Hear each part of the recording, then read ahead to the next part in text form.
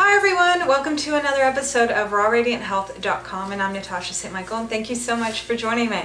So today is Wednesday, and yesterday I received an email asking me to talk about ways to avoid overeating or even binging out on raw foods. It happens to a lot of people that they get onto a raw food diet, and the next thing you know, they find themselves like overeating too much raw foods. And even though it's healthy, which is fine, it's much better than overeating on like junk food, but still, you don't want to be like bombarding your body with way too much food, okay? So I'm going to give you guys some tips on how to sort of prevent this, or, just how to work around avoiding overeating and just having a balanced, good eating habits. So the first thing is that a lot of times people, when they're getting onto a raw food diet, when you're transitioning onto it, the volume of food that you need to be eating is very different from a standard diet, especially if someone's coming from a diet that's meat and dairy products.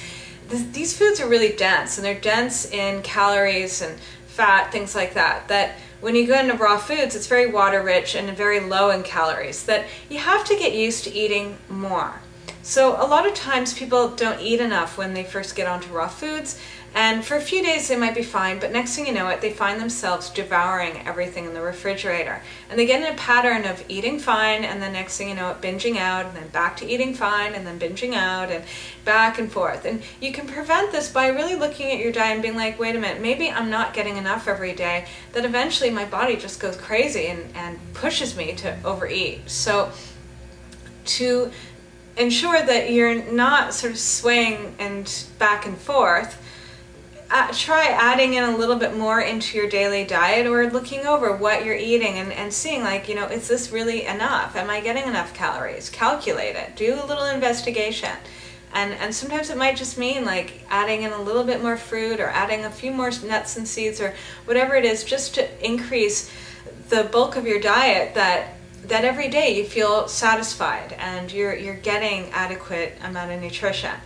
Another thing too is that a lot of times people, when they're dehydrated, if they're not drinking enough fluids, they find themselves also reaching for a lot of food, okay, to get that water. So sometimes people find themselves like binging out, but really it's not even coming from hunger, it's not even coming for a need of food, it's coming for a need of water and hydration.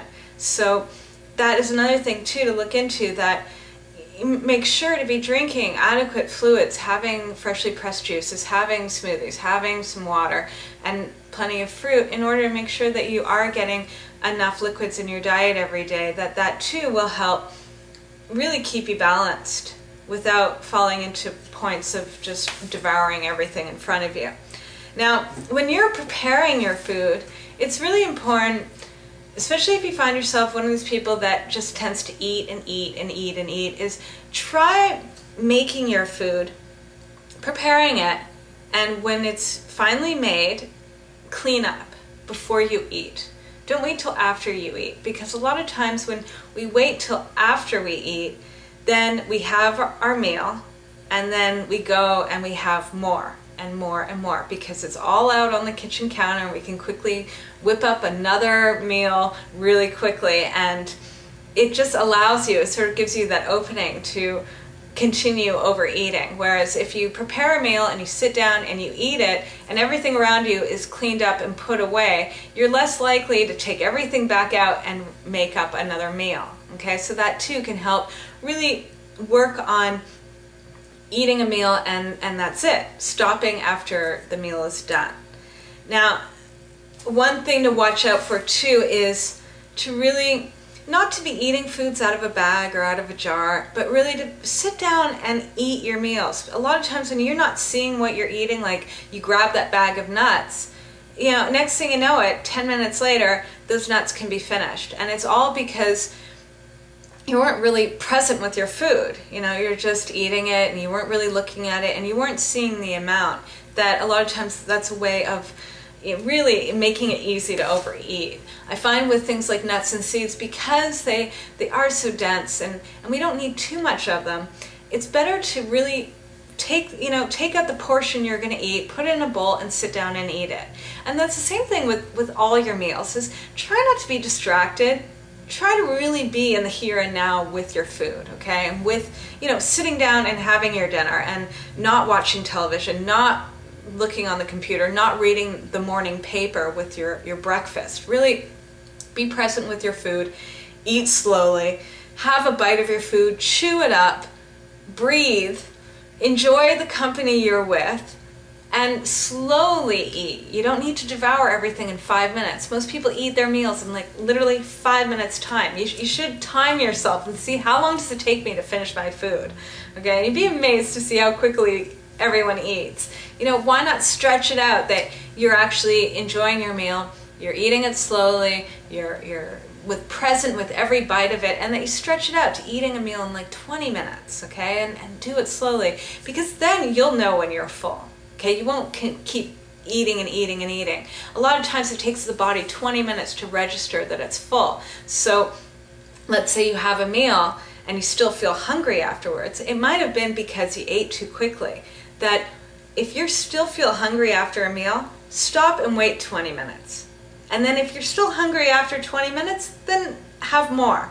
But if you're not, then stop completely. This is really a way of sort of reconnecting with yourself, with your senses, with your appetite, and with your cravings. Because a lot of times our cravings are not really coming from our gut. They're coming from our head and from our emotions, or trying to relieve stress, things like that. Also, too, another thing that really helps to sort of stop the binging and stop the overeating is by eating much simpler, okay? Especially with raw foods. Try, this is a way, really a good exercise to reconnect with how your body works and what are the signs and that your body's giving you, telling you when it's had enough. Most people don't even know what it feels like when their body's had enough. They only know from what their head has said they've had enough, okay? But most people don't listen to how their body reacts to the food. And one great way of knowing is that when your body has had enough, the food actually starts losing taste. And you can really tell this from having like a mono meal. Like if you sit down and have a meal of one type of food, like you sit down and you have a meal of apples. Okay, instead of having like a meal of fruit where you're gonna have like one apple and one orange and one banana, have a meal of like 4 apples. And you'll be amazed to see that after you have maybe your 3rd apple or your 4th apple, is that the apple will stop losing taste. And that's usually a sign that your body said, okay, I'm good.